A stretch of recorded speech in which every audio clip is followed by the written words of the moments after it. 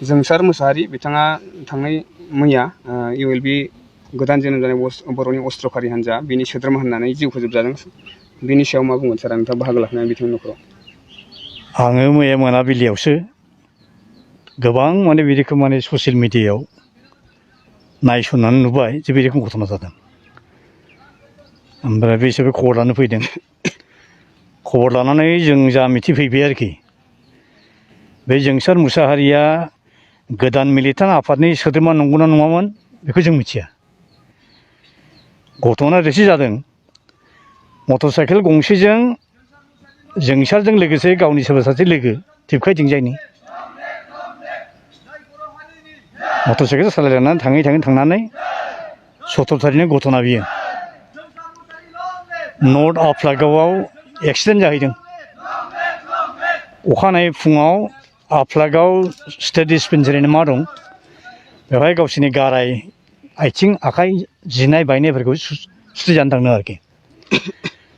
सम्भब बे आफ्लागाव मेडिकेल साब सेन्टारनिफ्राय पुलिसनो हयथ' खबर हरदोंमोन आरोखि। पुलिसा फैनानै लांफैबाय, थानायाव पुलिसनि कास्टडियाव दंहैसैमोन आरोखि।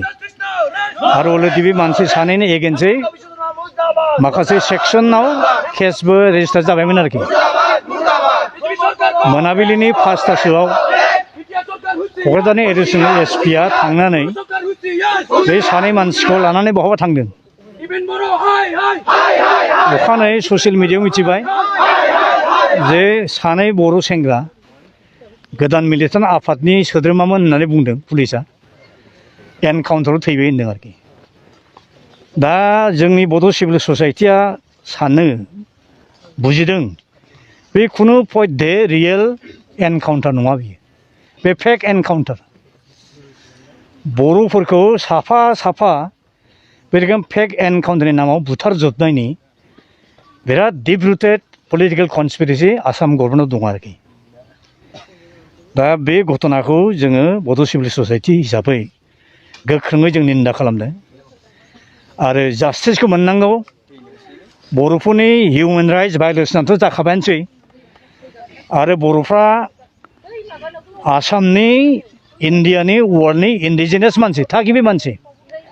बे थागिबि मानसिफोरनि जुदि इन्डिजिनियास राइट्स जायखौ इउनाइटेड नेसन्सआ 2007नि 13 सेप्टेम्बराव इउएननि जेनेरेल एसेम्ब्लियाव पास खालामनानै आफाद बायदि थांनांगौखौ आं एनकारेजमेन्ट होनो लुबैया, कन्ट्रलाव थानांगौ। दा बे आफादखौ दहाय होनानैनो जोंनि जोहोलाव जोहोलावजोफोरखौ साफा साफा बायदिसिना दायाव खोख्लैनानै गावथारनायनिसो बिराद गिदिर डिप रुटेड पलिटिकेल कनस्पिरेसि बेवहाय दङ आरोखि।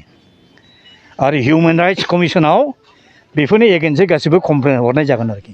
गोबां रायजो राजाफोरा एबा ससियेल मिडिया बाहायगिरि बिथांमोना ससियेल मिडियाआव बुंदों ULB हान्जानिफ्राय जोङो फिननाय नांगौ। थारैनो बे सानै सोद्रोमाया ULB हान्जा नंना नङामोन? होननांगौ, खिन्थानांगौ, स्पष्ट बुंनांगौ बिसोर नंगौना नङामोन सोद्रोमा।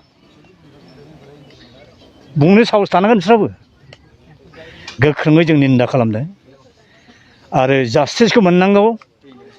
बर'फोरनि हिउमेन राइट्स भायलेसनाथ' जाखाबायानोसै आरो बर'फ्रा आसामनि इण्डियानि वर्ल्डनि इन्डिजिनियास मानसि, थागिबि मानसि। बे थागिबि मानसिफोरनि जुदि इन्डिजिनियास राइट्स जायखौ इउनाइटेड नेसन्सआ 2007नि 13 सेप्टेम्बराव इउएननि जेनेरेल एसेम्ब्लियाव पास खालामनानै एप्रुभ खालामनानै फोसावखाबाय। बे इउएनअआ जोंनो ग्रेन्ट खालामना होनाय हिउमेन राइट्सआबो भायलेसन जाबाय आरोखि।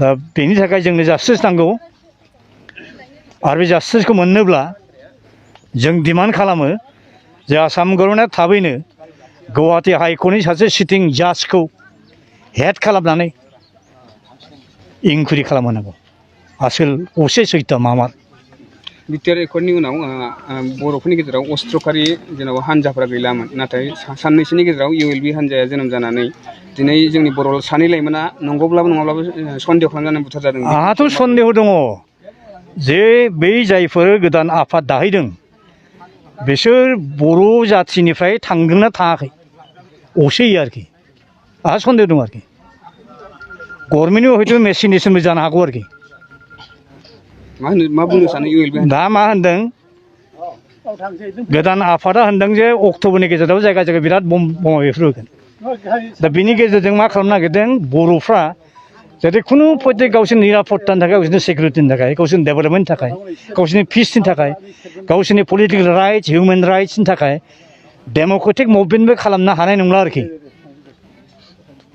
बे गभर्नमेन्टनि मेसिनेसन बायदि आं सानो आरोखि ULB हान्जानि सायाव गभर्नमेन्टआ जिबायदि फोसावगासिनो दं आरोखि दा आरो आं बुंनो सानो जे दानि बोथोराव जोंनि बर' जोहोलाव जोहोजोनिफ्राय हाग्रायाव थांफिननानै दावहा नांनायनि जे सिमां नुदों बे सिमांखौ गारनांगौ आरोखि जुदि माबा मोनसे आदाय खालामनांगौब्ला पिसफुल डेम'क्रेटिक मास मुभमेन्टजों नन भायलेन्स मुभमेन्टजों जों आदाय खालामनो हायो 1987आव उपेन ब्रह्मखौ लिडारशिपआव दोननानै एबसुनि बेनाराव जे बिग्राज बड'लेण्ड मास मुभमेन्ट जादोंमोन पिसफुल डेम'क्रेटिक मुभमेन्टमोन बियो बेजोंबो जों फार्स्ट 1993आव BC नामनि गोदान एरेन्जमेन्ट जों आदाय खालामनो हादों पिसफुल डेम'क्रेटिक मुभमेन्टजोंबो खालामनो हायो आरोखि आरो मिलिटेन्सिजों आर्म स्ट्रागलजों हासिल जानायखौ आं नुहुराखै आरोखि बेनिखायनो आं खावलायो रावबो बर' सेंग्रा सिख्लाफ्रा जोहोलाव जोहोजाया